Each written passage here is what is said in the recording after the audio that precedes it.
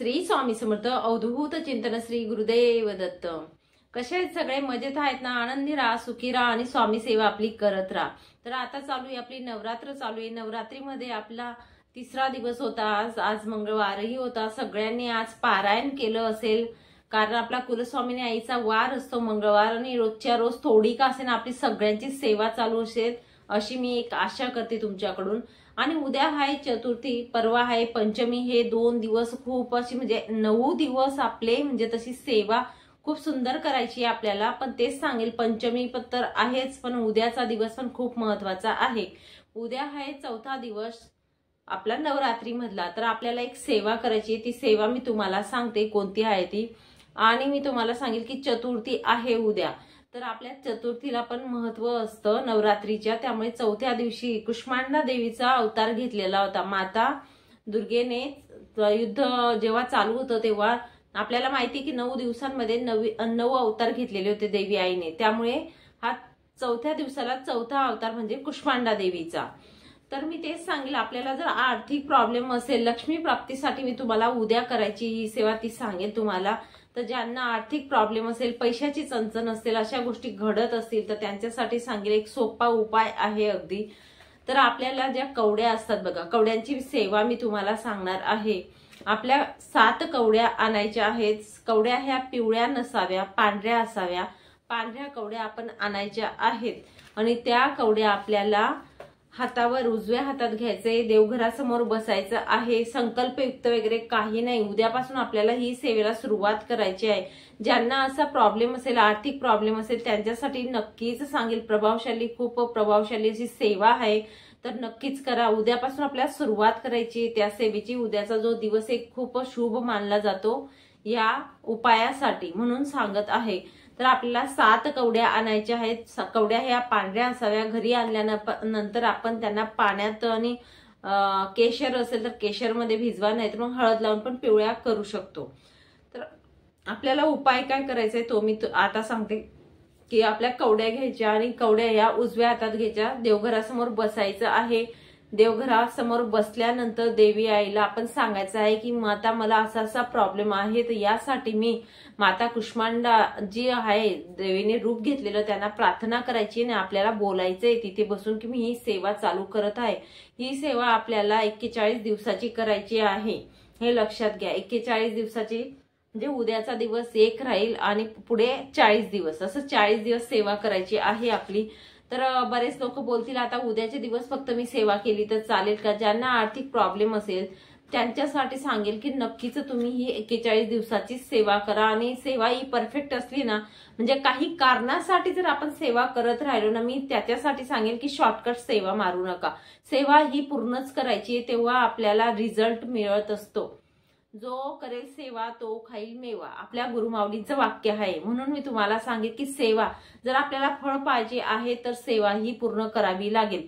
तर आपल्याला सेवा पूर्ण जेवढं मी सांगत आहे तेवढी सेवा नक्कीच पूर्ण करा, कारण आपला प्रॉब्लेम जो राहील तो पूर्णपणे तुमचा म्हणजे जे प्रश्न असतात ते मार्गी लागतील। पैशांविषयी, लक्ष्मी प्राप्तीसाठी किंवा जी लक्ष्मी आहे ती स्थिर राहण्यासाठी, अशा गोष्टी म्हणजे येते पण लगेच निघून जाते। असं जर घडत असेल तुमच्या सोबत तर सांगेल की लक्ष्मी स्थिर राहण्यासाठी पण हा उपाय चालेल, तर तुम्ही करू शकतात। कवड्या आणायच्या, त्या हळद लावून पिवळ्या करा अगदी, नाहीतर मग केशर आणि पाणी घ्या, त्या पाण्यात भिजवल्या की पिवळ्या होऊन जातील पांढऱ्या कवड्या। 7 कवड्या आणायच्या आहेत, आपल्या उजव्या हातावर घ्यायच्या आहेत आणि आपण देवी आईला प्रार्थना केली त्याच्यानंतर आपल्याला सांगेल सगळ्यात आधी आपण देवघरासमोर बसल्यानंतर आपल्याला सगळ्यात आधी मी तुम्हाला सांगेल गुरूंचं नाव घ्यायचंय। देवी आईला एक सांगायचंय की हे बघा, गुरूंशिवाय कोणती सेवा आपली फलित जात नसे। ज्यांचं गुरुबळ जे असतं ते स्ट्रॉंग पाहिजे, तर गुरूंचं आधी स्वामी समर्थ महाराजांची 1 माळ घ्या, नाहीतर 16 वेळा बोलला आपण तरीही चालेल, पण 1 माळ बोलता आलं तर अतिउत्तम, हे लक्षात घ्या। तर सगळ्यात आधी आपला श्री स्वामी समर्थ महाराजांची 1 माळ घ्या। नंतर मी तुम्हाला सांगेल की श्री सुक्त जे आहे ते 16 वेळा बोलायचं आहे। नंतर फलश्रुती जी असते ती 16व्या वेळा बोलायची आहे। आपण आपल्या उजव्या हातात कवड्या घ्यायच्या आहेत आणि आपल्याला ही सेवा करायची, जे जे मी सांगते ते बोलायचं आहे हातात कवड्या ठेवून। तर आपण 16 वेळा श्री सुक्त, व्यंकटेश स्तोत्र 1 वेळा बोलायचं आहे। नंतर विष्णू गायत्री मंत्र ओम नारायणाय विघ्ने वासुदेवाय धीमहि तन्नो विष्णू प्रचोदयात। हा विष्णू गायत्री मंत्र हा 16 वेळा बोलायचा आहे। लक्ष्मी गायत्री मंत्र तो 16 वेळा बोलायचा आहे, लक्षात घ्या। कुबेर मंत्र ओम वैष्णवाय स्वाहा, ओम शिम ओम ह्रीं श्रीं ह्रीं क्लीं श्रीं श्रीं श्री वित्तेश्वराय नमः। हा कुबेर मंत्र आहे। हा कुबेर मंत्र तुम्हाला बोलता नाही आला तर तुम्ही श्री कुबेराय नमः हा 16 वेळा बोलू शकतात। तो बोला नाहीतर हा बोला, पण 16 वेळाच बोलायचं आहे। लक्ष्मी गायत्री पण 16 वेळा, कुबेर मंत्र 16 वेळा, नवार्णव मंत्र ओम ऐं ह्रीं क्लीं चामुंडाय विचे हा 16 वेळा बोलायचं आहे आपल्याला।